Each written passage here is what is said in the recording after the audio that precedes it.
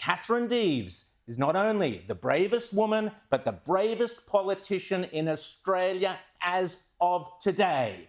She has been relentlessly targeted and attacked by the fascist, intolerant left all week, but she stands strong in her convictions. So I say, congratulations to the Prime Minister, Scott Morrison, for yesterday correctly reading the tea leaves, or should that be the focus groups, and backing his candidate in Warringah, Katherine Deves, against the lovies and the bedwetters and the wokerati. And in doing so, I believe the Libs have found the culture wars version of the tamper that will win them this election.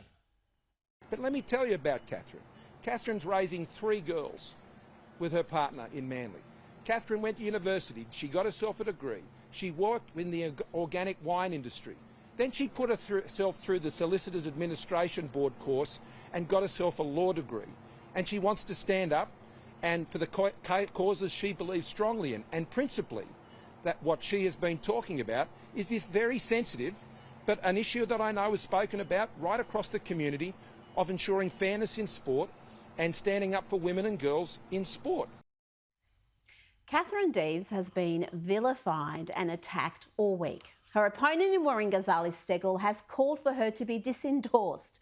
Clearly, Zali Steggall is seriously rattled, and so she should be. But it's a pretty safe bet that when the topic of only allowing women and girls only in women's sport, the focus groups lit up like a group of kids at an Easter egg hunt. It certainly looks that way because, after all, the Prime Minister rarely moves without the solid approval of the Crosby-Textor focus groups. Where you're going into public life, which Katherine is seeking to do, a woman, strong woman, standing up for things that she believes in about women and girls in sport, which I know is a very sensitive issue in so many communities, but it has to be done respectfully, out of respect for the human dignity of every individual, and I'm sure they're lessons that she has learned.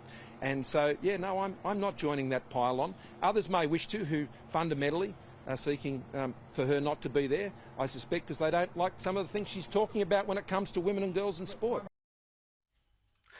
And speaking of the bedwetters, what do we say about New South Wales Treasurer Matt Kean, who was just moments ago on this network given a positive name check by the deputy leader of the federal Labor Party, and who gleefully joined in the lynch mob attacking Katherine Deves? Now, I'm sorry, but if we're talking disendorsement and booting people out of the New South Wales Liberal Party, I reckon Matt Kean has to go a lot sooner than Katherine Deves. And again, congratulations to the Prime Minister for taking the right side, dismissing the objections of Kean and supporting Tony Abbott and others on this issue.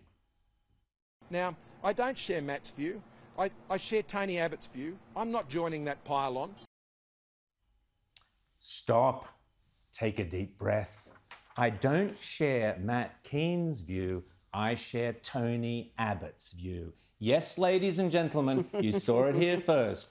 Our Prime Minister, Scott Morrison, has just fought his first ever battle in the culture wars. Those same culture wars that he has long derided as unimportant and irrelevant. Those same culture wars that he couldn't be bothered with because he didn't care who was woke or who wasn't woke. Those same culture wars that he didn't think created any jobs.